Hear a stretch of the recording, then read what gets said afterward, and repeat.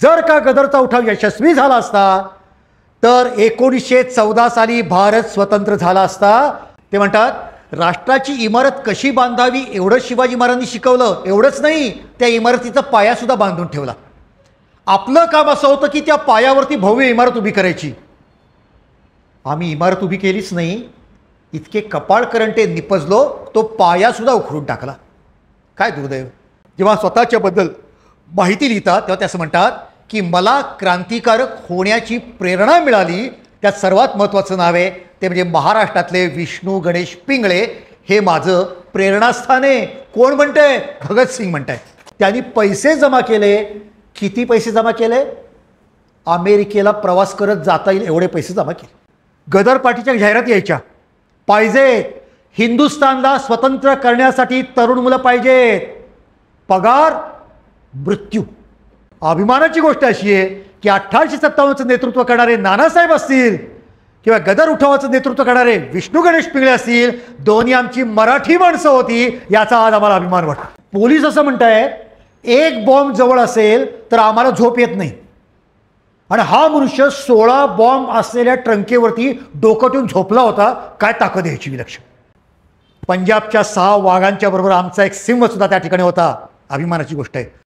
क्रांतीरत्न विष्णू गणेश पिंगळे. काय सांगू तुम्हाला. काही वर्षापूर्वी आपल्याला आठवत असेल अखिल भारतीय मराठी साहित्य संमेलन पंजाबमध्ये घुमानला झालं होतं. आणि घुमानला काय झालं होतं तर नामदेवांची ती भूमी. नामदेव त्या ठिकाणी गेले होते आणि तिथे संमेलन चालू होतं. आदरणीय सदानंद मोरे त्या संमेलनाचे अध्यक्ष होते आणि आमचे मराठी साहित्यिक त्या ठिकाणी व्यासपीठावरती येत होते आणि संत नामदेव आणि त्यांनी केलेलं भक्तीच्या प्रचाराचं कार्य भारतभर केलेलं त्याचं गुणगौरव करत होते. असं करता करता त्या घुमानचे एक अतिशय प्रतिष्ठित व्यक्ती व्यासपीठावरती आली आणि त्यांनी असं वाक्य वापरलं, तुमच्या नामदेवांमुळे आमच्याकडे भक्तिमार्ग आला, मात्र तुमच्या विष्णू गणेश पिंगळ्यांमुळे आमच्याकडे क्रांतीचा मार्ग आला. हेही तितकंच महत्त्वाचं आहे. आणि तुम्हाला सांगतो आमची लोकं थक्कच झाली कारण आमच्याच लोकांना माहीत नव्हतं विष्णू गणेश पिंगळे कोण. आजसुद्धा पंजाबमधल्या अनेक घरांमध्ये विष्णू गणेश पिंगळे यांचा फोटो आहे. पंजाबमध्ये आहे. आणि पुण्यापासून 50 किलोमीटर अंतरावरती जन्माला आलेला हा क्रांतिकारक पुण्यातल्या किती लोकांना माहीत असेल. आता अशी अवस्था आहे. एका वाक्यात मी सांगतोय, विष्णू गणेश पिंगळ्यांचं चरित्र आपण पुढे बघणार आहोत. एका वाक्यात माहिती सांगतो. शहीद भगतसिंग आपल्या सर्वांना माहिती आहे. भगतसिंग म्हणजे संपूर्ण भारतातल्या तरुणांचा ज्याला काय म्हणतात आयकॉन म्हणतात, एक आदर्श म्हणतात, एक हिरो म्हणतात, असं व्यक्तिमत्व आहे. स्वाभाविकच आहे. भगतसिंग यांनी कला पराक्रम, त्यांचा त्याग, त्यांची बुद्धिमत्ता याच्यामुळे त्यांच्याबद्दल आपल्या सर्वांच्या मनात आदर आहे. हे भगतसिंग जेव्हा स्वतःच्याबद्दल माहिती लिहितात तेव्हा ते असं म्हणतात की मला क्रांतिकारक होण्याची प्रेरणा मिळाली. त्यात सर्वात महत्त्वाचं नाव आहे ते म्हणजे महाराष्ट्रातले विष्णू गणेश पिंगळे. हे माझं प्रेरणास्थान आहे. कोण म्हणतंय? भगतसिंग म्हणताय. काय कमाल आहे. असं हे विष्णू गणेश पिंगळे यांचं व्यक्तिमत्व आहे. मित्रांनो, छत्रपती शिवाजी महाराजांनी या भूमीमध्ये स्वातंत्र्याचा विलक्षण असा प्रकारचा आविष्कार घडून दाखवला. विषवृक्षाची छाया नावाचं एक नाटक आहे. त्या नाटकात फार वाक्य चांगलं आहे, म्हणजे आपल्याला जाणणारं वाक्य आहे. ते म्हणतात राष्ट्राची इमारत कशी बांधावी एवढं शिवाजी महाराजांनी शिकवलं. एवढंच नाही, त्या इमारतीचा पायासुद्धा बांधून ठेवला. आपलं काम असं होतं की त्या पायावरती भव्य इमारत उभी करायची. आम्ही इमारत उभी केलीच नाही, इतके कपाळकरंटे निपजलो तो पायासुद्धा उखडून टाकला. काय दुर्दैव. 300 वर्षाच्या पारतंत्र्यातनं छत्रपती शिवाजी महाराजांनी या भारताला बाहेर काढलं आणि स्वातंत्र्याच्या आकाशात भरारी मारायला शिकवलं.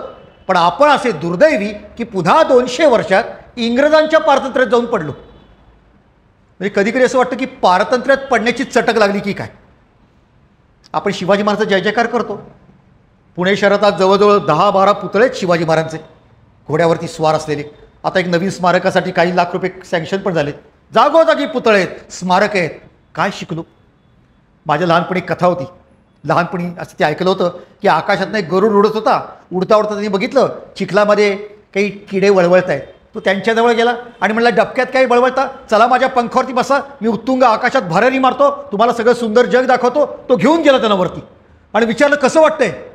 हे स्वच्छ आकाश, ही पर्वताची उत्तुंग शिखरे, ही ग्रह तारे नक्षत्र.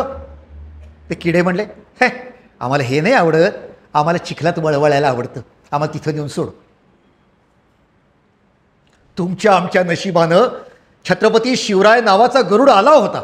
त्यांनी पारतंत्र्याच्या चिखलात आम्हाला बाहेर काढलं होतं, स्वातंत्र्याच्या आकाशात भरारी मारली होती, पण आम्ही पुन्हा पारतंत्र्यात जाऊन पडलो.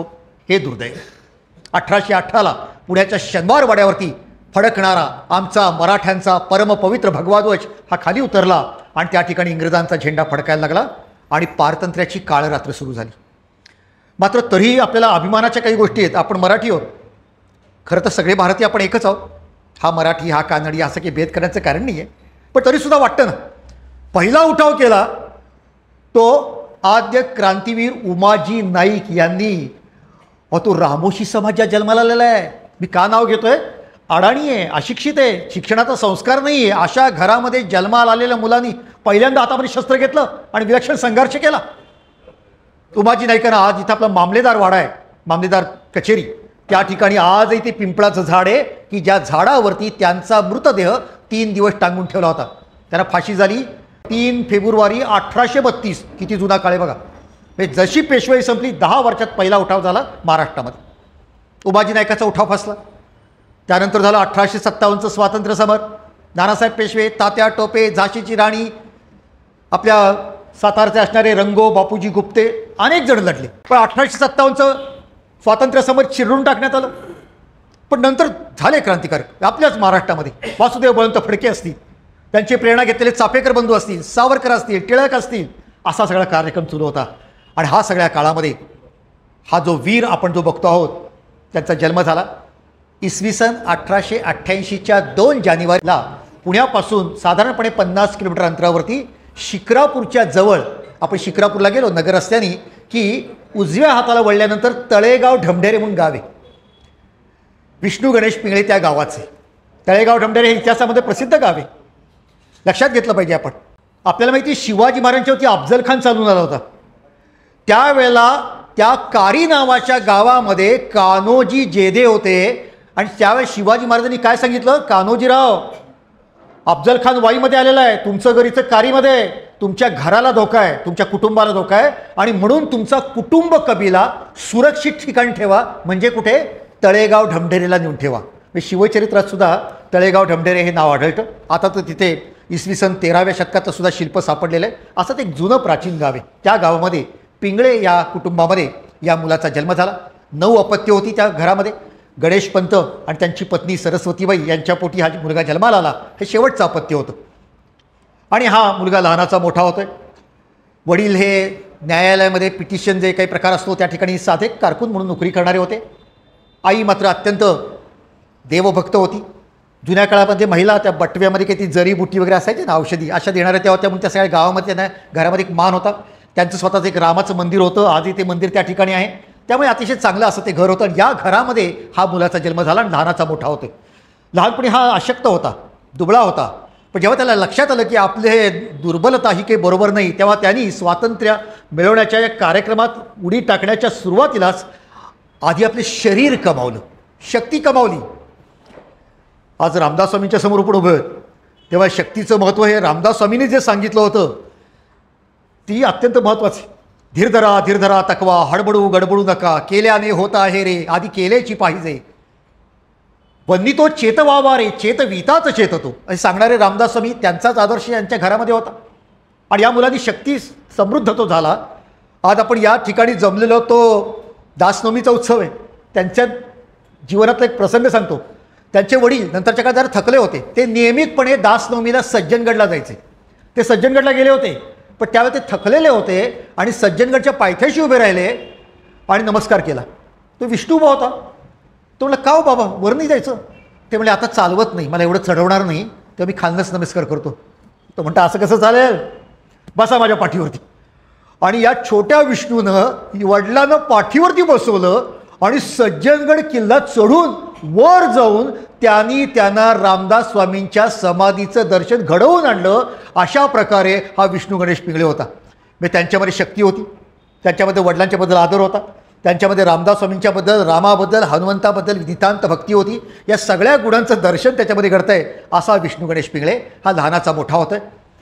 आणि पुढे तो पुण्यामध्ये शिकायला आला. किती गंमत आहे पहा, योगायोग. आपण या ठिकाणी आज आनंद आश्रममध्ये बसलो. इथून या रस्त्याने पण सरळ पुढे गेलो ना, दक्षिणमुखी मारुती आहे. त्या दक्षिणमुखी मारुतीच्या इथून आतमध्ये एक रस्ता जातो, तिथे गुरुदत्त सहवास नावाची इमारत आहे. ते जे गुरुदत्त सहवास आहे तिथे एकेकाळी महाराष्ट्र विद्यालय नावाची शाळा होती. भोपटकर बंधू, भास्करराव भोपटकर, लक्ष्मणराव भोपटकर, या भोपटकर बंधूंनी ती शाळा सुरू केली होती. त्याला क्लास असं म्हणलं जायचं. तिथे हा राहायला आला आहे. 2 वर्ष विष्णू गणेश पिंगळे हा पुण्यामध्ये आपल्या या शनिवार पेठेमध्ये राहायला होता. आपल्याला माहीतच नसतं. म्हणजे मी त्यांची जेव्हा स्मृती शताब्दी झाली तेव्हा त्या ठिकाणी एक मोठा विद्यार्थ्यांना घेऊन कार्यक्रम केला होता. आणि त्या इमारतीत त्या लोकांना अशी विनंती केली होती की इथे आपण मोठा एक फलक लावूया, इथे विष्णू गणेश पिंगळ्यांचं चित्र लावूया, त्यांच्या जीवनाची माहिती लावूया. कारण या पुणे शहराची त्यांचा जो सहवास लाभलेला आहे हे त्यांची वास्तव्य, ही स्मृतीस्थान आहे त्यांचं. हे खरं तर व्हायला पाहिजे पुढच्या काळामध्ये. आपण सर्वांनी मिळून त्यासाठी प्रयत्न करूया. आणि याच काळामध्ये ही घटना आहे साधारणपणे 1905 सालची. विष्णू गणेश तिथे शिकतोय. याच काळामध्ये पुण्याच्या फर्ग्युसन महाविद्यालयामध्ये एक तरुण मुलगा शिकत होता. आणि त्या मुलाच्या मनात असं आलं की अरे टिळक सांगतायत सगळ्यांना स्वदेशी वापरा, विदेशीवर बहिष्कार करा. पण टिळकांचं भाषण ऐकणार कोण? सुशिक्षित लोक, केसरी वाचणारे लोक. पण खरा समाज तर अडाणी आहे, तो खेड्यात आहे, तो अशिक्षित आहे, तो निरक्षर आहे. त्यांना कसं कळणार टिळक काय बोलतायत ते? मग काय करायचं? जे टिळकांनी केलं तेच आपण करायचं. टिळकांनी काय केलं? जो गणपती घरामध्ये होता, देवारात होता, गाभाऱ्यात होता, तो गणपती बाहेर आणला, रस्त्यावर आणला, चौकामध्ये आणला, त्याला सार्वजनिक रूप दिलं. सण जुना, आशय नवा. काय टिळकांची बुद्धिमत्ता आहे.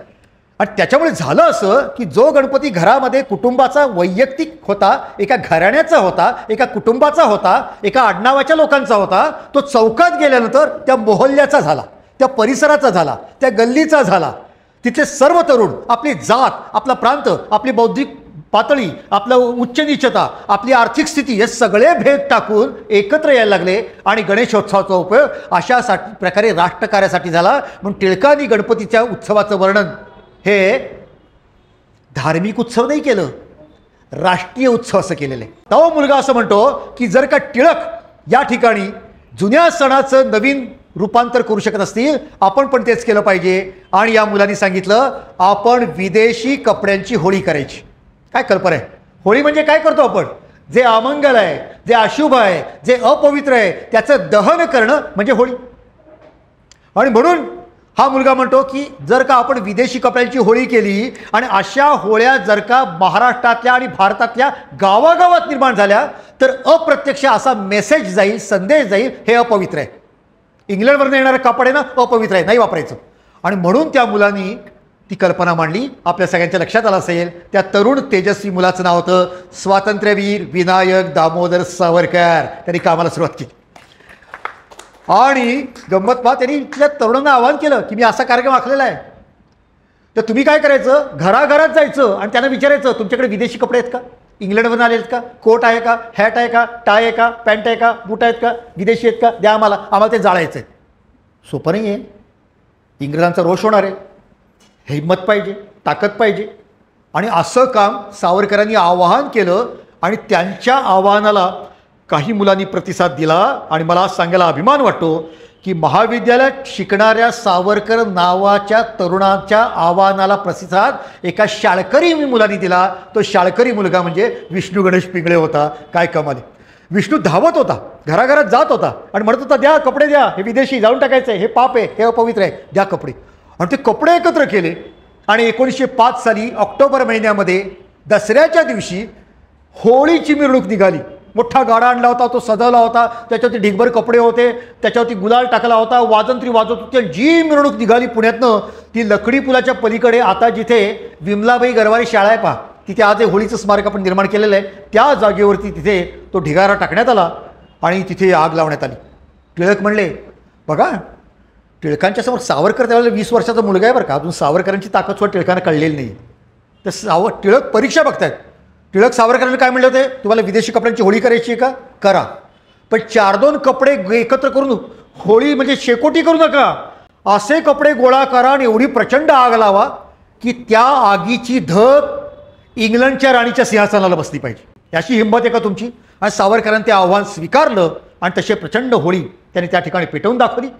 टिळक तिथे म्हणले होळीच्या ठिकाणी की इथं होळी पेटवा, भाषणाचा कार्यक्रम आपण गावात करू, एखाद्या सभागृहात करू पुण्यामध्ये. तो गाव त्या गावाच्या बाहेर होता बरं का. म्हणजे आत्ता जे डेक्कन परिसर आहे तिथं संध्याकाळी 6 नंतर जायला भीती वाटायची. आता संध्याकाळी 6 नंतर जास्ती गर्दी असते तिथे. आता उलटं झालं. त्यावेळेस तिथे शेती होती सगळी आणि म्हणून टिळक म्हणले इथे गावाच्या बाहेर भाषण नको, आपण आतमध्ये जाऊन करू. सावरकर म्हणले नाही, जिथे होळी तिथेच भाषण. आणि सावरकर नावाच्या तरुण मुलाचा आग्रह टिळकांना आवडला, ऐकला आणि त्या ठिकाणी शिवरामपंतपर्यंतचं भाषण झालं, सावरकरांचं भाषण झालं, टिळकांचं भाषण झालं. समोर होळी पेटलेली आहे. तिची आग जास्ती भयंकर आहे का सावरकरांच्या आणि टिळकांच्या शब्दाची आग जास्ती भयंकर आहे हे कळणार नाही, इतकी ती जहाल भाषणं होती. किती गंमत आहे पहा. माझं एक सुदैव सांगतो, ते जे सावरकर स्मारक झालं ना, तर असं ठरलं की तिथे जे पर्यटक येतील त्यांना काय घडलं इथे ह्याच्यासाठी एक 20-25 मिनिटाची फिल्म तयार करायची असं ठरलं. आणि मला ती फिल्म लिहिण्याचं काम माझ्यावरती सोपवण्यात आलं, त्याचं स्क्रिप्ट. तर त्याचा फायदा मी उठवला आणि मी त्या स्क्रिप्टमध्ये विष्णू गणेश पिंगळेचं पण नाव घेतलं. कारण तो तिथे होता, त्याचे पुरावे आपल्याकडे आहेत. त्याने तो बोलला नसेल, छोटासा मुलगा होता, पण तो होता ना. मी तुम्ही कल्पना करा, एक टिळक जहाल क्रांतिकारकांचे प्रतिनिधी, दुसरे सावरकर ते म्हणजे सशस्त्र क्रांतीचे प्रतिनिधी, आणि हा छोटा मुलगा विष्णू गणेश पिंगळे म्हणजे परदेशात अमेरिकेत जाऊन गदर पार्टीचं नेतृत्व करणार आहात. 3 विचार प्रवाह क्रांतिकार्याचे हे एकत्र त्या ठिकाणी होते. म्हणजे तो केवढा मोठा ऐतिहासिक प्रसंग असेल तो आम्ही त्या ठिकाणी फिल्ममध्ये एक चित्ररूपाने सगळ्या लोकांना दाखवलेला आहे. आपण जरूर तिथे गेलात तर कधी तो पहा. तर असं एक विलक्षण हे व्यक्तिमत्व होतं. पुढे विष्णू गणेश पिंगळे इथलं त्यांचं शिक्षण पूर्ण झालं. कोल्हापूरला समर्थ विद्यालय नावाची एक शाळा होती. त्या समर्थ विद्यालयाचं दुसरं एक शाखा म्हणूया आपण, ती तळेगाव दाभाडेला निर्माण झाली होती. तर विष्णू गणेश पिंगळेंनी त्याच्यामध्ये प्रवेश घेतला तळेगाव दाभाडेच्या. आणि सुरुवातीपासून म्हणजे शाळा सुरू करताना खड्डे खणणं, खांब रोवणं, वरती आडवटं टाकणं, ही सगळी जी कष्टाची कामं होती त्याच्यामध्ये हा मुलगा विद्यार्थी असताना सुद्धा सगळी कामं करत होता. अशा प्रकारे तो समर्थ विद्यालयाचा विद्यार्थी झाला आणि तिथे काही काळ त्यांनी शिक्षण घेतलेलं होतं. पहा, अशा प्रकारे त्याचं शिक्षण पुढे चाललेलं आहे. आणि शिक्षण पूर्ण झाल्यानंतर त्यांनी तो शिक्षणाच्या काळामध्ये कधी कधी फिरायला जायचा बरं का. असं गमतीदार वर्णन आहे. कधी कधी विष्णू गणेश हा साधूचा पोशाख करायचा आणि भारत भ्रमणाला जायचा. आपल्या लक्षात येईल इतिहासामध्ये की ज्यांनी ज्यांनी भारत भ्रमण केलेलं आहे त्यांनी देशाला समजावून घेतलेलं आहे. मग त्याच्यामध्ये समर्थ रामदास स्वामी असतील, त्याच्यामध्ये संत ज्ञानेश्वर असतील, नामदेव असतील किंवा अगदी स्वामी विवेकानंद असतील, ही सगळ्या लोकांनी भारत भ्रमण केलेलं आहे. विष्णू गणेशसुद्धा भारत भ्रमण करणारा होता. बदलापूरला सुद्धा मित्राकडे कधी कधी जाऊन राहायचा. असं करता त्याला माहीमला नोकरी मिळाली. पायोनियर अल्कली वर्क्स नावाच्या कारखान्यामध्ये तो नोकरीला गेला आणि तिथे त्याला पोद्दार नावाचे गृहस्थ भेटले. तेही स्वतः अतिशय प्रखर देशभक्त होते. इतकंच नव्हे, इंग्रजांची टक्कर द्यायची असेल तर आपल्याला बॉम्बची विद्या शिकून घेतली पाहिजे. बघा केवढा पुढचा विचार आहे. आता पिस्तूलबाज झालं, आता बॉम्ब केला पाहिजे आपल्याला, असा जहाल विचार करणारी व्यक्ती यांच्या सहवासात ते आले. तिथे पाटील नावाचे एक गृहस्थ होते. ते दोघंही समवयस्क होते. दोघांची घट्ट मैत्री झाली आणि त्या प्रकारचे जहाल विचार आता विष्णूच्याही मनात यायला लागले. पण विष्णूचं अजून एक मनात येत होतं की आपल्याला इंग्रजांशी संघर्ष करायचा असेल तर आपण उद्योग व्यवसायसुद्धा निर्माण केले पाहिजे. बघा वेगळा विचार आहे.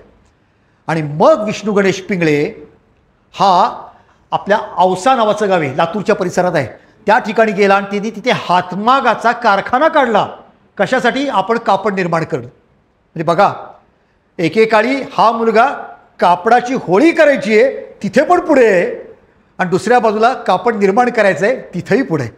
म्हणजे तिकडून आलेलं इंग्रजांचं कापड आपण जाळलं पाहिजे हेही बरोबर, पण त्याचबरोबर आपल्या देशभक्तांना पर्याय म्हणून आपल्या देशात निर्माण झालेलं कापड दिलं पाहिजे हेही बरोबर. शेवटी इंग्रजांची टक्कर द्यायची दरवेळेला पिस्तूल घेऊन आणि बॉम्ब घेऊन नाही.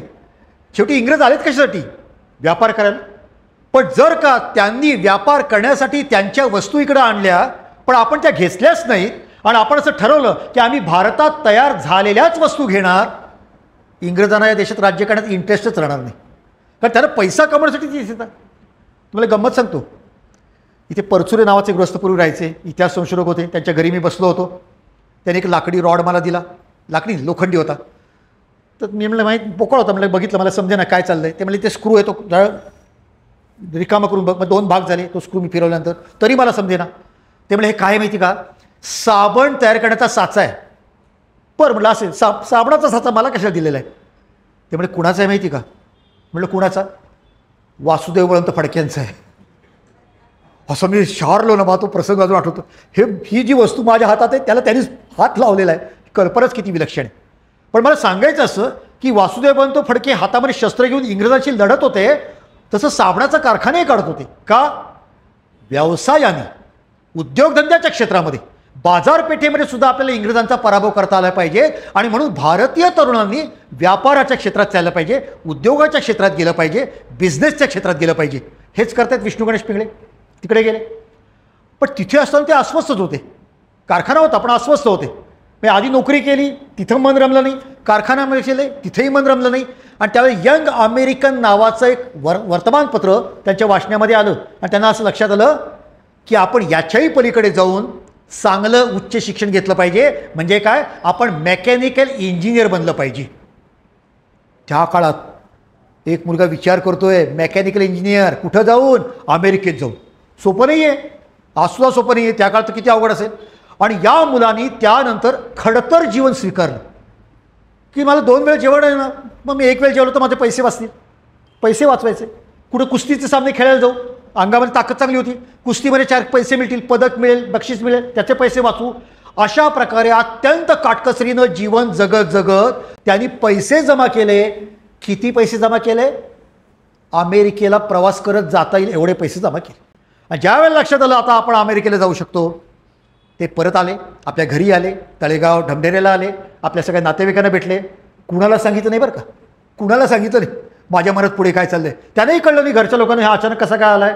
आणि सगळ्यांचे भेटतोय, गप्पा मारतोय, डोक्यात विचारचक्र चालू होतं. आणि एक दिवस आपल्या भावाबरोबर, त्यांचे केशवराव नावाचे थोरले बंधू होते, त्या बंधूंच्या बरोबर ते बाहेर गेले, गावाच्या बाहेर गेले आणि शिक्रापूरच्या परिसरापर्यंत आले. आणि ते म्हणले, केशव काय दादा वगैरे म्हणत असतील, दादा तुम्ही परत जा. परत जा, तू कुठं चालला. मी चाललो. कुठं, अमेरिकेला.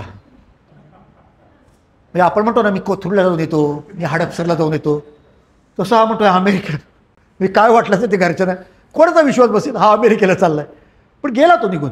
आणि हा घरी आला केशवराव, ते घरी सांगितलं हे असं म्हणून गेला तो म्हणे. आणि घरामध्ये सगळीकडं हलकल्लोळच मारलं की काय कुठं गेला, खरंच गेला का. बरं त्या काळामध्ये काही संपर्काची माध्यमच नाही, साधनच नाही. आणि गेला हा.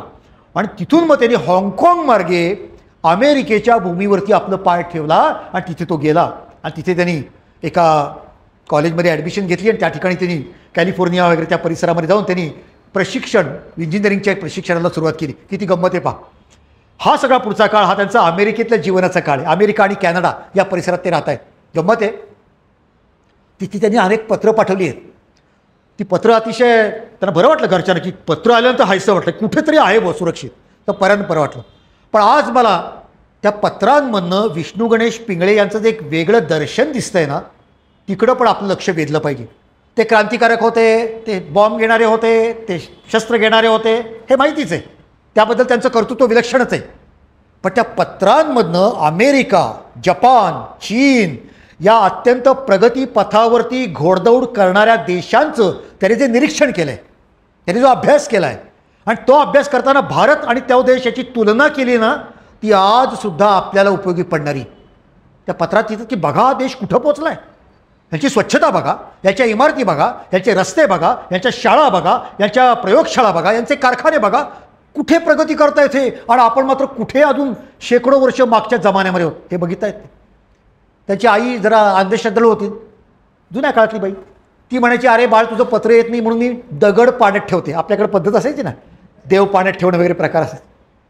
तर यांनी आईला खडसावलं, अगं आई तू देव पाण्यात ठेवला आणि माझं पत्र येणार नाही, जेव्हा मी पत्र लिहीन तेव्हाच ते येणार आहे. सोडून दे या जुन्या समजुती आणि खुलचट रूढी परंपरा, असं आईला सुद्धा ते सांगताय.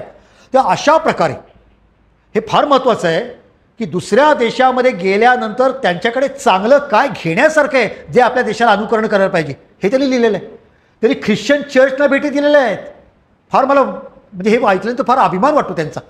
ते म्हणत आहेत की या ख्रिश्चन चर्चमध्ये अवडंबर नाही आहे, पूजा, व्रतवैकल्य, स्तोत्र, पण या चर्चमध्ये गरीब लोक जेव्हा येतात तेव्हा त्यांना मदत करतात, त्यांना अन्न देतात, कपडे देतात, सेवा करतात, मिशन चालवतात. आणि आमच्या देशातल्या मंदिरांमधनं मात्र जे खालच्या समाजाचे आहेत, जे अस्पृश्य आहेत, जे गरीब आहेत, त्यांना लाथा घातल्या जातात. किती महत्त्वाचं हे जे त्यांचं निरीक्षण आहे ते फार महत्त्वाचं आहे. ते आजसुद्धा आपल्याला उपयोगी पडणार आहे, म्हणून मी तुमच्यापर्यंत हे पोहोचवण्याचं काम केलं. अशा प्रकारे विष्णू गणेश पिंगळे नावाचा तरुण आता त्या ठिकाणी गेलेला आहे. तो खरं तर अभ्यास करायला, पण तिथे गेलेला असताना काही व्यक्तिमत्व त्यांच्या संपर्कामध्ये आली आणि त्यांचं जीवन आमूलाग्र बदललं. त्यातली काही व्यक्तिमत्व ही भारताच्या पहिल्या क्रमांकाचे, पहिल्या फळीचे जे महान क्रांतिकारक होते त्याच्यापैकी एक आहे. त्यातलं पहिलं नाव घेतलं पाहिजे ते म्हणजे लाला हरदयाळ.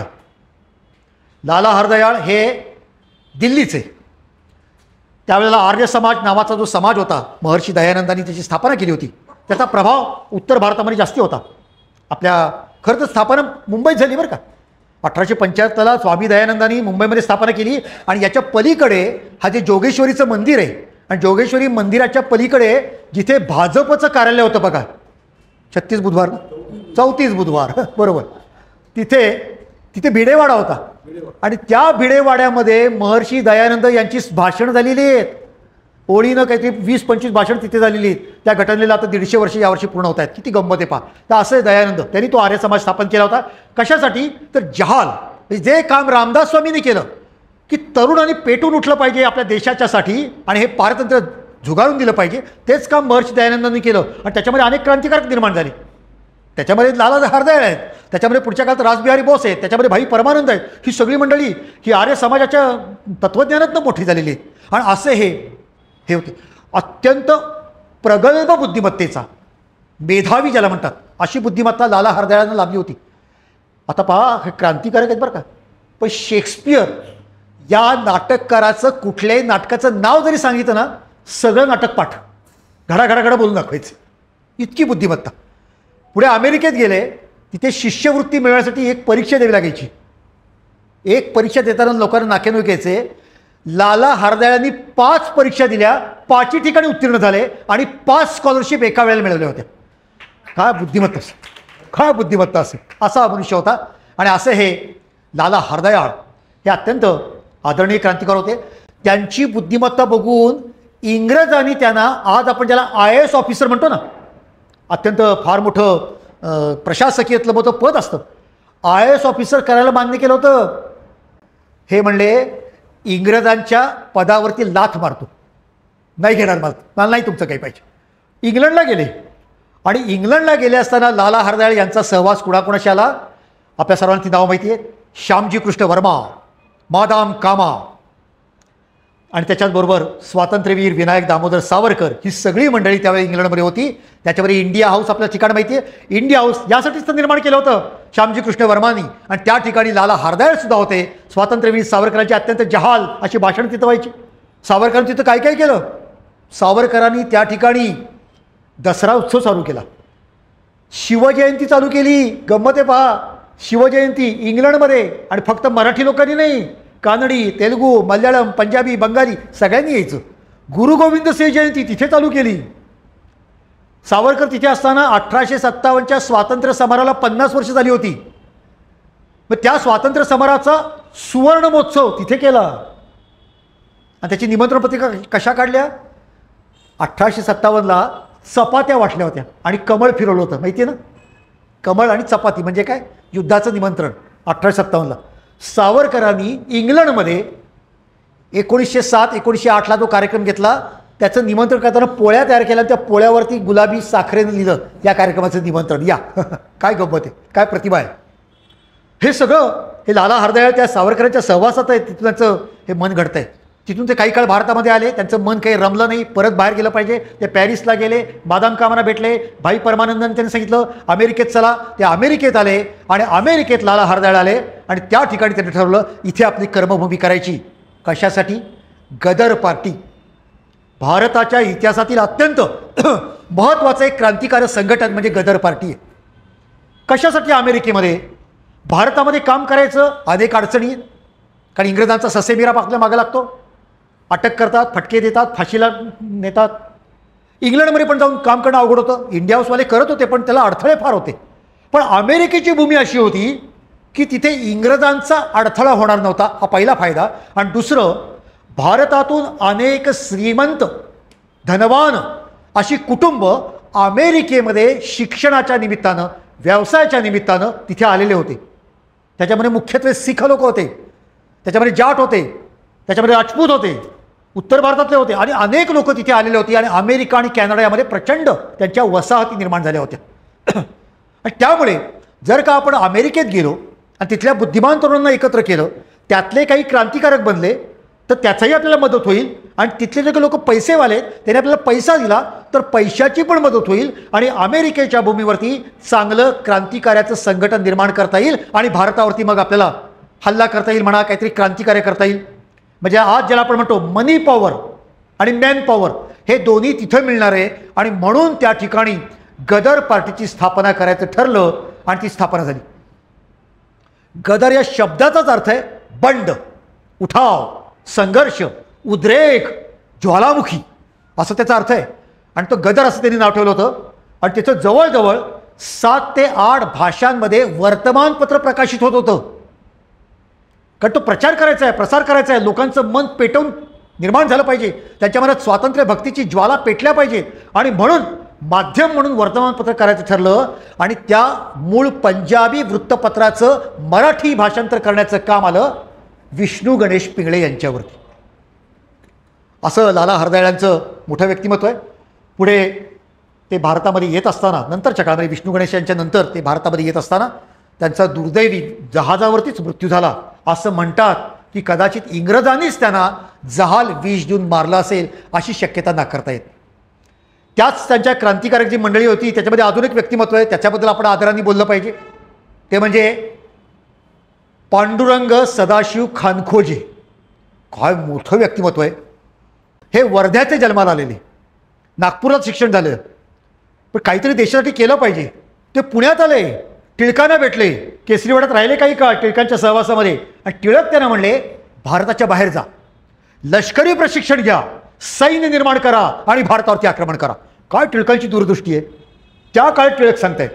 आणि टिळकांचा हा उपदेश ऐकून खानखोजे इथून जे गेले, जपानला गेले, चीनला गेले, सय्यद सेन यांना भेटले चीनमध्ये, चीनचे सर्वोच्च प्रमुख. आणि पुढच्या काळात तर या लाला हरदळ्यांनी यांचे लेनिनबरोबर त्यांच्या चर्चा व्हायच्या. लेनिन काय सामान्य मनुष्य आहे काय?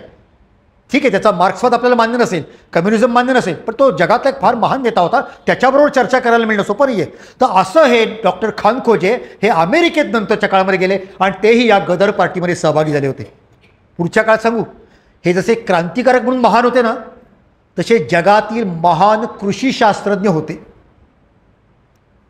आज भारताच्या इतिहासामध्ये लोकमान्य टिळक, महात्मा गांधी या व्यक्तिमानांना जेवढं आदराचं स्थान आहे ना, तुम्ही मेक्सिकोमध्ये जा, संपूर्ण मेक्सिको देश डॉक्टर खानखोजे यांच्याबद्दल एवढा कृतज्ञता बाळगतो. आपल्यालाच माहीत नाही एक मराठी मनुष्य एवढं मोठं काम त्यांनी कृषी क्षेत्रामध्ये केलेलं आहे. नवीन वाण शोधून काढलेली आहेत, मक्यावरती अनेक प्रयोग केलेले आहेत. बसा तो अमेरिकेचा कार्व्हर आपल्याला माहीत असतो, वॉशिंग्टन डीन कार्व्हर. त्या एक होत्या कार्व्हर चरित्रामुळे तो फार प्रसिद्ध झाला. ते कार्व्हरनी जे अमेरिकेत केलं ते खानखोजेंनी मेक्सिकोमध्ये जाऊन केलेलं आहे. असं एक अतिशय प्रतिभा संपन्न बुद्धिमान असं व्यक्तिमत्व तेही या गदर पार्टीमध्ये आलेले आहेत. आणि त्यांच्या कामाला सुरुवात झाली. आणि संपूर्ण भारताच्या मध्ये जे काम करायचं आहे, क्रांतिकार्याचा उठाव करायचा आहे, त्याच्यासाठी नियोजन करण्यासाठी अमेरिका आणि कॅनडाची भूमी पिंजून काढली. काही वर्षापूर्वी 15 साली जेव्हा विष्णू गणेश पिंगळे यांचं स्मृती शताब्दी वर्ष होतं, तर माझं भाषण तिथे होतं तळेगाव ढमढेरेमध्ये. मी माझ्या मित्राला एक सांगितलं, तू असं कर, 2 नकाशे तयार कर, एक अमेरिका आणि कॅनडा आणि दुसरा भारत, पाकिस्तान, बांगलादेश. त्यांनी केलं. आणि त्या नकाशामध्ये हे कुठं कुठं हिंडले ते ठिपके दाखव फक्त. ते 2 नकाशे असे लावले होते, इकडं अमेरिका कॅनडाचा, इकडं भारत, पाकिस्तान, बांगलादेशचा. आणि मी भाषण करताना म्हणलं, माझ्या 1 तासाच्या भाषणापेक्षा हे 2 नकाशे जास्ती बोलकेत. काय प्रवास केला आहे, पिंजून काढलाय तो देश. बरं, असं नाही आहे की पैसेवाले, आपण पण जातो की हिंडायला, फिरायला, पर्यटक म्हणून तिथले पर्यटन स्थळं बघायला, मजा करायला. मजा करायला नव्हते गेले, आग होती की मला माझं भारत स्वतंत्र करायचं आहे. त्याचं वाक्य आहे विष्णू गणेश पिंगळेंचं की मी संपूर्ण माझं जीवन यासाठी समर्पित करतोय की आज जरी आम्हाला पारतंत्र्यात राहावं लागलं तरी भावी काळातील आमच्या धाकट्या भावांना पारतंत्र्यात राहायला लावू नये म्हणून माझं संपूर्ण जीवन मी यासाठी समर्पित करतोय. काय विलक्षण आहे. आपल्यासाठी केलंय. आपण आज आम्हाला 15 ऑगस्टला तिरंगी ध्वज उभा करता येतो, भारत माता की जय म्हणता येतं, वंदे मातरम म्हणल्यानंतर कुणी आमच्या पाठीवरती चापकाचा फटका मारणार नाही ह्याची आम्हाला खात्री असते. आम्ही आमच्या देशामध्ये आमचा पंतप्रधान आमचा राष्ट्रपती निवडून देऊ शकतो. हे स्वातंत्र्य त्यांच्यामुळे मिळाले. काय विलक्षण. असं त्यांनी काम केलेलं आहे. असा प्रचंड प्रवास केला आणि तिथल्या लोकांना एकत्र केलं. आणि असं सगळं चालू असताना गदर पार्टीचं काम चालू असताना एक अत्यंत आनंदाची बातमी त्यांच्या कानावरती आली. कुठली बातमी. हे 13 साल आहे 1913. आणि आपल्या सगळ्यांना माहीत असेल 1914 साली जगामध्ये पहिलं महायुद्ध झालं. 1914 ते 1917 या काळात ते पहिलं चालू होतं. देशांचे गट पडले होते. अमेरिका, फ्रान्स ज्यांना आपण दोस्त राष्ट्र म्हणतो किंवा मित्र राष्ट्र म्हणतो हा एक गट होता. आणि जर्मनी, इटली, ऑस्ट्रिया ही सगळी ज्याला अक्ष राष्ट्र म्हटलं जातं हा एक गट होता. त्यांच्यामध्ये तणाव होता, त्याच्यामध्ये संघर्ष होता, त्याच्यामध्ये एक प्रकारची काय म्हणतात खुन्नस म्हणतात तशी खुन्नस निर्माण झाली होती. निमित्त पाहिजे होतं काहीतरी. आणि त्याप्रमाणे तो राजपुत्राचा खून झाला. त्या ऑस्ट्रियाच्या राजपुत्राला मारलं वगैरे आपल्याला तर माहिती. सर्बियात ती राजधानी साराजेवो या ठिकाणी ते निमित्त होतं. ठेणी जी पडली आणि युद्धाला सुरुवात झाली. तर युद्ध होणार हे आधीच कळालं होतं. पडघम वाजायला लागले होते युद्धाचे. आणि या क्रांतिकारकांच्या डोक्यामध्ये ती कल्पना चमकली जर हे युद्ध झालं त्याचा आपल्याला फायदा करून घेता आला पाहिजे. युद्ध युरोपमध्ये होईल, युद्ध जगामध्ये होईल. आपल्या दृष्टीनं ती इष्टापत्ती आहे. आपत्ती म्हणजे संकट. पण काही संकटं चांगली असतात. हे संकट चांगलं आहे का. कारण जर का युद्ध झालं तर स्वाभाविकपणे त्यातला महत्त्वाचा देश कुठला. इंग्लंड. आणि इंग्लंडला जर का या युद्धामध्ये संपूर्ण लक्ष केंद्रित करावं लागलं आपलं सैन्य, आपला दारुगोळा, आपली शस्त्रास्त्र, आपली विमानं, आपले रणगाडे, आपल्या तोफा तिकडे वापरायचे म्हणजे त्यांचं भारताकडे दुर्लक्ष होईल. त्यांची भारतावरती जी राक्षसी पकड आहे ती थोडी सैल होईल. त्याचा फायदा आपल्याला करून घेता येईल आणि भारतामध्ये बंड करता येईल, उद्रेक करता येईल आणि इंग्रजांचं या ठिकाणचं राज्य आहे ते उखडून टाकता येईल. इतकंच नव्हे इंग्रजांचे जे शत्रू आहेत जर्मनी असेल किंवा इटली असेल त्यांचा आपल्याला उपयोग करून घेता येईल आणि त्यांना ते आवडेलच. शत्रूचा शत्रू तो आपला मित्र या न्यायाने ते आपल्याला मदत करतील. अशा प्रकारे त्यांनी ती रचना ऐकली आणि अगदी बरोबर होतं. यात काही चूकच नव्हतं. हा त्यांचा राजनीतीचा जो डाव त्याने आखला होता अगदी नेमका होता की ही संधी आपण सोडली नाही पाहिजे. त्या काळात टिळक होते. टिळकांच्या केसरीचं एक अग्रलेखाचं नाव तुम्हाला सांगतो. साम्राज्याच्या गरजा येतील आमच्या काजा. हे साम्राज्य आता अडचणीत आहे म्हणजे इंग्रज ते आमच्या दृष्टीनं फायद्याचं आहे. त्याचा फायदा करून घेता डोकं असलं पाहिजे ना. आणि ते यांच्याकडे होतं. आणि मग असं ठरलं की आता भारतामध्ये जायचं आणि प्रचंड उठाव आता भारतामध्ये करायचा. ते करायचं ठरलं.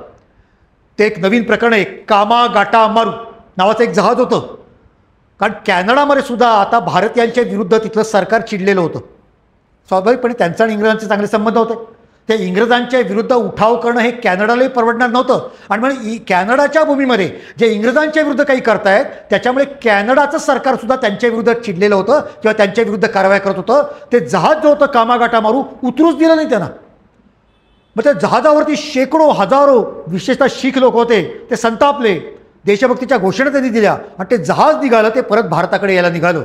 आणि त्यावेळेला असं ठरलं की आता भारतात जायचं आणि उठाव करायचा. कसा करायचा तर भारतामध्ये इंग्रजांच्या गावागावामध्ये लष्करी छावण्या आहेत, कॅम्प आहेत, सैनिकांची प्रशिक्षण शिबिरं आहेत. तिथे जायचं. असतील लष्कर इंग्रजांचं पण आहेत कोण भारतीयच आहेत ना त्याच्यामध्ये.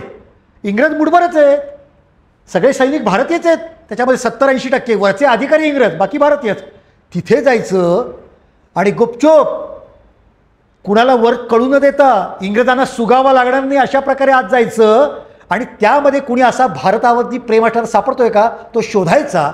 त्याचं मन वळवायचं आणि त्याच्यातली देशभक्ती जागृत करून त्याला इंग्रजांच्या विरुद्ध पेटून उठवायचं. बरं बंदूक त्याच्या हातात आहेच आहे, शस्त्र आहेच आहे, तोफा आहेच आहे, बॉम्ब आहेच आहे. फक्त त्यांनी जी बंदूक ही इंग्रजांच्या सांगण्यावरून समोर वळवली असेल, आता त्या बंदुकीची दिशा त्यांनी वळवायची आणि इंग्रजांना गोळ्या घालायच्या, एवढंच करायचं आहे.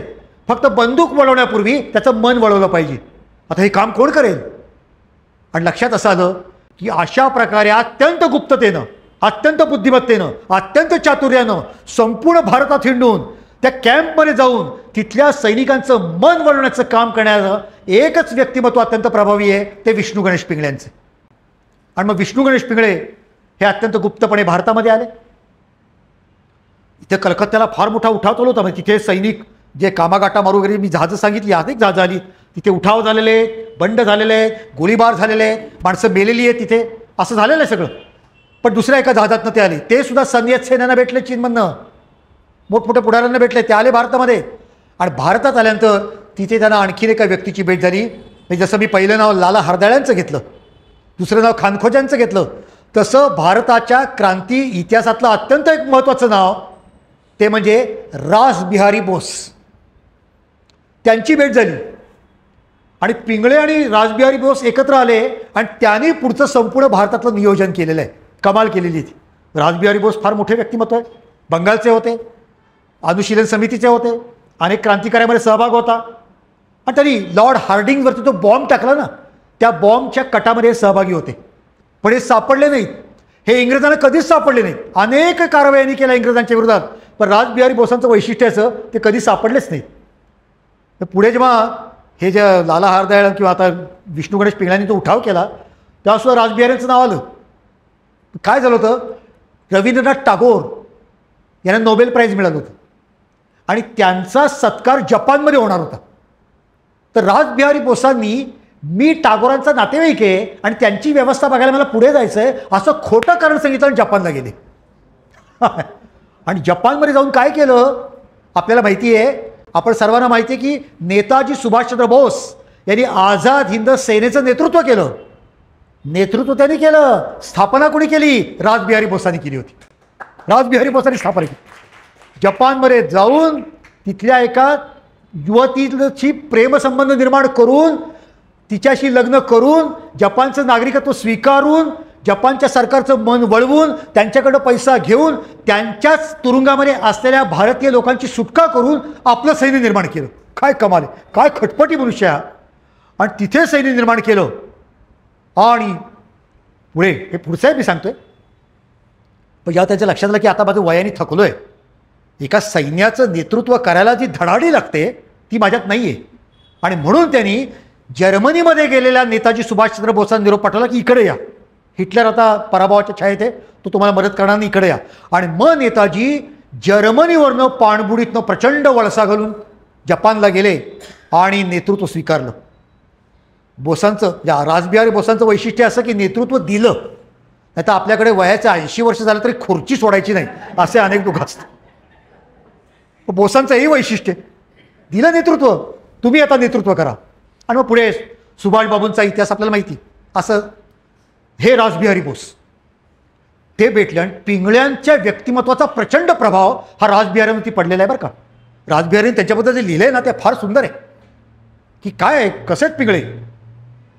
अत्यंत सशक्त, अत्यंत ताकदवान, पिळदार व्यायामाने कमावलेलं शरीर, गोरा पान देखणा चेहरा, शुभ्र दंतपंगती, काळे भोर डोळे, अनेक भाषांवरती प्रभुत्व आणि अनेक लोकांशी सहज संवाद साधत त्यांचं मन वळवण्याची हातोटी, हे अनेक गुण असल्यामुळे क्रांतिकार्य करायला अत्यंत योग्य व्यक्ती कोण असेल तर या ठिकाणी आपल्याला पाहायला मिळतं ते म्हणजे विष्णू गणेश पिंगळे. हे कोण म्हणते? रासबिहारी बोस म्हणते.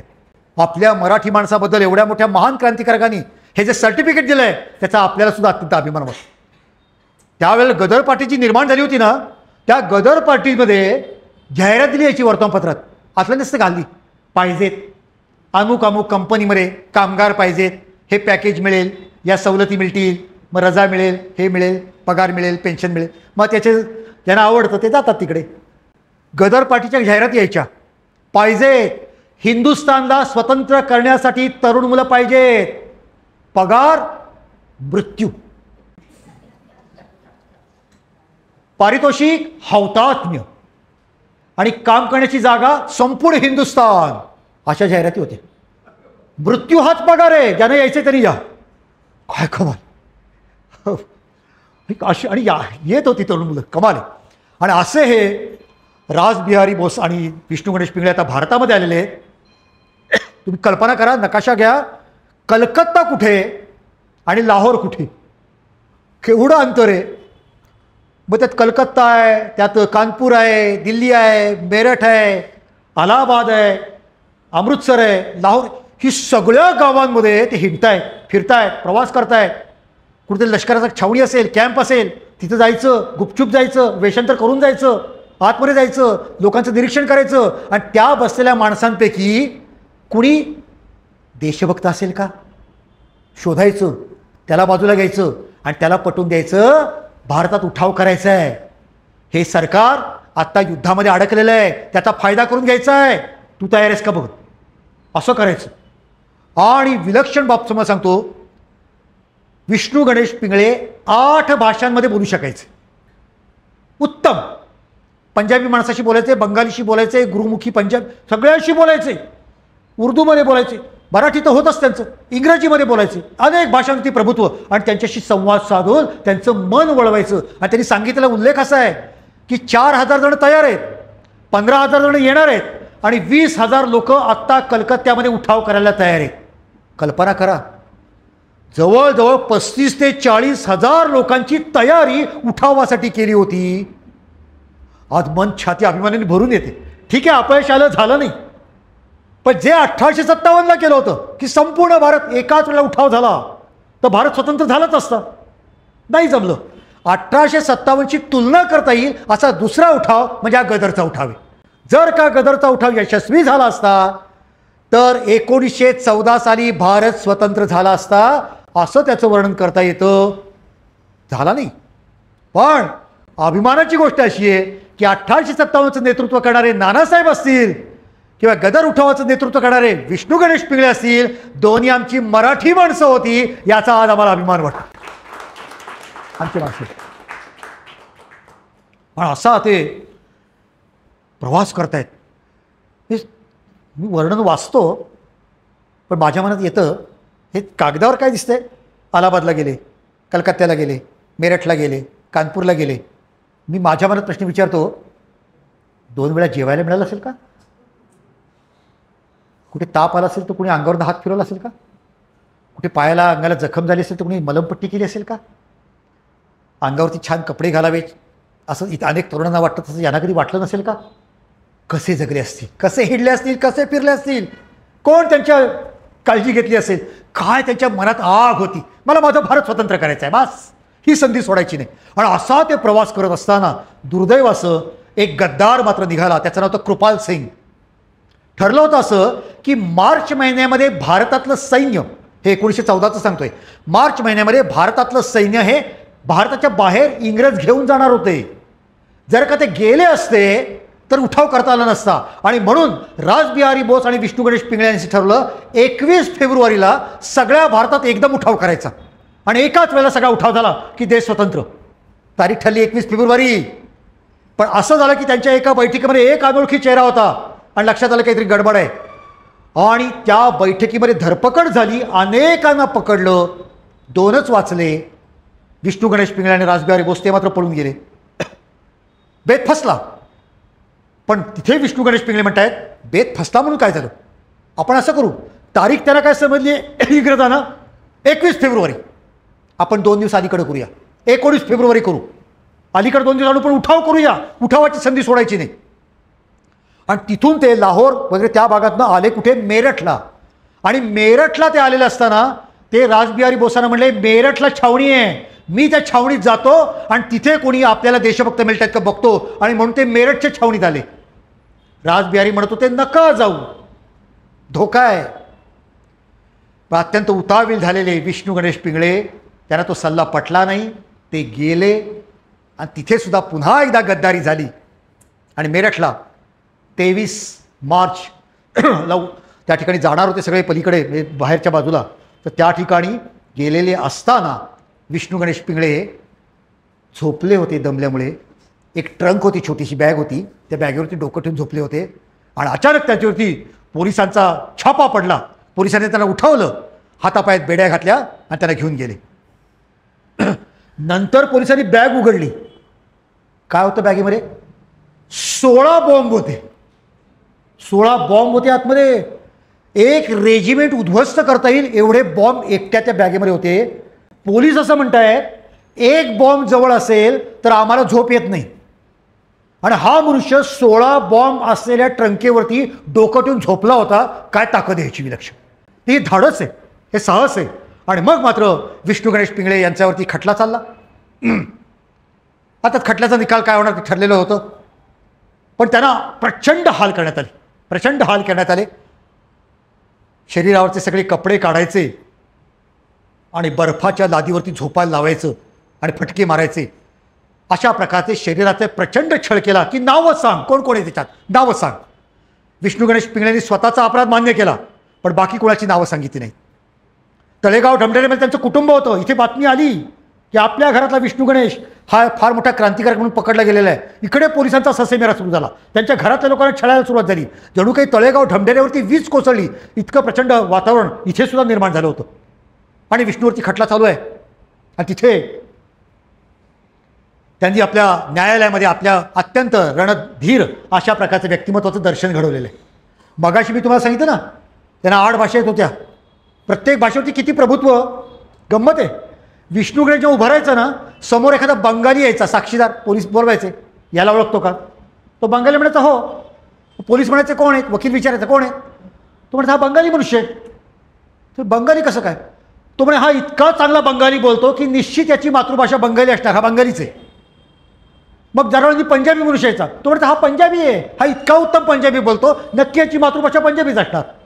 म्हणजे विष्णू गणेश केवळ भाषा शिकले नाही, त्याच्यावरती इतकं प्रभुत्व निर्माण केलं की जणू काही ती त्यांची मातृभाषाच आहे असं वाटावं, असं त्यांनी प्रभुत्व त्यावरती निर्माण केलेलं होतं. आणि असा त्यांच्यावरती खटला चालला आणि शिक्षा जाहीर झाली, फाशी. फार दुःख झालं घरच्या लोकांना. त्यांच्या घरातली भावंड पुण्यामध्ये टिळकांना भेटायला आली. टिळक म्हणले काही आता उपयोग नाही आहे, म्हणजे आता काही त्यांची फाशी रद्द होणार नाही आहे, तर तुम्ही तसा काही प्रयत्न करू नका, पण भेटायचं असेल तर भेटायला जा. आणि त्याची आई भेटायला गेली. वडील तर आधीच मरण पावले होते, आई मात्र भेटायला गेली. आईला बघितलं त्यांनी मारच फिरवली, मला भेटायचं नाही. तर कदाचित तिला बघितल्यानंतर माझ्या डोळ्यामध्ये पाणी येईल आणि म्हणून मी तुला भेटत नाही आई, तू जा. आणि पुढचं वाक्य असं आहे, आई मला क्षमा कर, खरं तर मी तुझा पुत्र, मी तुझी सेवा करायला पाहिजे होती, पण मी तुझी सेवा करू शकलो नाही. पण आई तुला एक वचन देतो, उद्या जर का मी फासावरती गेलो तर मी पुढच्या जन्मी तुझ्याच पोटी जन्माला येईन आणि तुझी सेवा करेन. आई तू काळजी करू नकोस. काय बिल. आणि या विष्णू गणेश यांच्या उद्गारांवरती मराठी भाषेमध्ये एक अजरामर कविता जन्माला आली, भेटेन 9 महिन्यांनी. जुन्या मंडळींना ती कविता आठवत असेल, भेटेन 9 महिन्यांनी. आई काळजी करू नकोस, मी पुन्हा तुला भेटणार आहे, मी तुझ्याच पोटी जन्माला येणार आहे. असा हा विष्णू गणेश पिंगळे. 84 जणांवरती खटला झाला. 84 लोक सापडले होते. आणि त्या 84 जणांमधनं अनेकांनी रदबदली केली, कुणी वकील दिले, कुणी काही केलं. आणि असं करता करता काहींना जन्मठेप झाली. मात्र शेवटच्या 6 जणांना मात्र फाशी झाली. ती फाशी रद्द करणार नाही. आणि अभिमानाने सांगतो, त्या फाशी झालेल्या 6 जणांमध्ये बाकी सगळेजण सिख समाजाचे होते, एकच मराठी मनुष्य होता, तो विष्णू गणेश पिंगळे होता.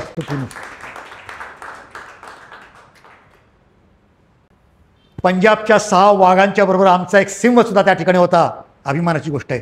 आणि त्या ठिकाणी विष्णू गणेश पिंगळे यांना लाहोरच्या त्या कारागृहामध्ये 16 नोव्हेंबर 1915 रोजी फाशी देण्यात आलं. यावर्षी त्यांच्या मृत्यूला 110 वर्ष होतील. तिथे तो कारागृहामध्ये अत्यंत तेजस्वी क्रांतिकारक मरण पावला. एक स्मारक नाही पुण्यामध्ये, एक सुद्धा नाही. नको त्यांचे पुतळे मात्र जागोजागी आहेत, त्यांचं स्मारक नाही. त्यांच्या एखादं पंजाबमध्ये एक सभागृह आहे बरं का विष्णू गणेश पिंगळे यांच्या नावाचं, इथे नाही, पण असलं पाहिजे. ज्यावेळी त्या तुरुंगामध्ये ते असतील, काय असतील भावना. कवी कुसुमाग्रज यांनी अत्यंत श्रेष्ठ दर्जाची कविता लिहिलेली आहे. क्रांतिकारकांच्या मनातल्या भावना नेमक्या त्याच्यामध्ये आलेल्या आहेत. त्यात ते म्हणतायत कुसुमाग्रज, मला असं वाटतं विष्णू गणेश पिंगळेचे याच भावना असतील. श्वासांनो जा वायू संगे ओलांडून भिंत, अनाईला खळवा आमच्या हृदयातील खंत, सांगा वेडी तुझी मुलेही या अंधारात, बद्ध करानी अखेरचा तुझं करती प्रणिपात, तुझ्या मुक्तीचे एकच होते वेड पर्यानिवार, तयांना वेड पर्यानिवार. काय अपराध केला होता आम्ही? नाचविता ध्वज तुझा गुंतलो शृंखलेत हात, तुझ्या यशाचे पवाड गाता गळ्यात येतात, चरणांचे तव पूजन केले म्हणून गुन्हेगार, देता जीवन अर्घ्य तुला ठरलो वेडे पीर, देशील ना पड तुझ्या कुशीचा वेड्यांना आधार, आई वेड्यांना आधार. गरजा जय जयकार, क्रांतीचा गरजा जय जयकार. आणि पुढे ते असं म्हणतात, कशास आई भिजविसी डोळे उजळ तुझे भाल, रात्रीच्या गर्भात उद्याचा असे उशक्काल, सरणावरती आज आमची पेटताच प्रेते, उठतील त्या ज्वालांच्या मधुनी क्रांतीचे नेते, लोह दंड तव पायामधले खळा खळा तुटणार, आई खळा खळा तुटणार. गरजा जय जयकार क्रांतीचा, गरजा जय जयकार, गरजा जय जयकार क्रांतीचा, गरजा जय जयकार.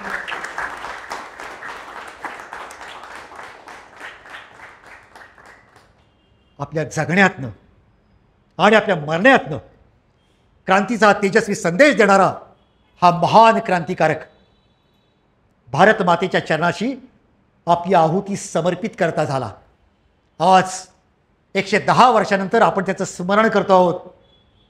त्याला एवढंच म्हणूया, तुम्ही लढलात, तुम्ही पराक्रम केला, तुम्ही शौर्याचं, निष्ठेचं, त्यागाचं, बलिदानाचं प्रदर्शन घडवलं. आज आम्ही तुमच्यासमोर नतमस्तक होतो. तुमचा पराक्रम द्या, तुमचा त्याग द्या, तुमचं बलिदान द्या आणि तुमची प्रखर देशभक्ती द्या, म्हणजे आम्ही आमचा देश एक ना एक दिवस जगामध्ये पहिल्या क्रमांकावरती नेऊन ठेवू. आणि म्हणून भारत मातेच्या चरणी नतमस्तक होताना एका कवीने असं म्हणलंय, ते सांगतो आणि माझ्या बोलण्याचा समारोप करतो. जिसका मुकुट हिमालय जग जगमगा रहा है, सागर जिसे रतन की अंजलि चढ़ा रहा है, वो देश है हमारा, वो देश है हमारा, ललकार कर कहेंगे उस देश के बिना हम जीवित नहीं रहेंगे.